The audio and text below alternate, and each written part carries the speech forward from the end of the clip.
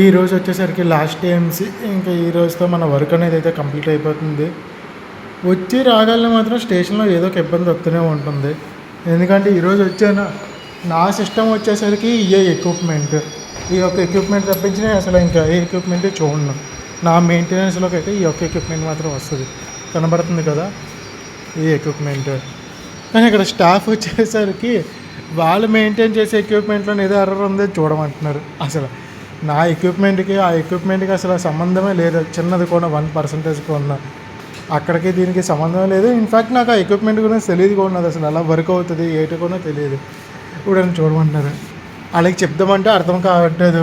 చూసా language issue, వాళ్ళకి తమిళ్ తప్పించి ఇంకే లాంగ్వేజ్ రావట్లేదు. నాక కొంచెం తమిళ్ మాత్రమే వచ్చు. எனக்கு తమిళ్ తెలియదు, కొంచెం తెలుగు అని చెప్పుకునేసరికి ఇంకా ఈ రోజు నాకు అలా అయిపోతుంది.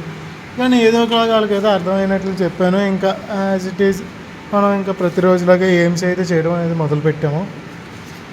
ఇంకేంటంది ఏఎంసీ చేసాము. సో ఇంకా బ్లాక్ కోసం అయితే వెయిటింగ్. సో వన్స్ బ్లాక్ దొరికిన తర్వాత ఇంకా చేంజ్ ఓవర్ అయితే చేసి ఇంకా ట్రైన్ పట్టుకొని వెళ్ళిపోవాలి. ఇంకా మనకి ఈ ట్రైన్ కానీ మిస్ అయితే ఈవినింగ్ 6 o'clock దాకా అయితే ఆ ట్రైన్ కూడా లేదు. చూడాలి ఎటు అవుతుందో.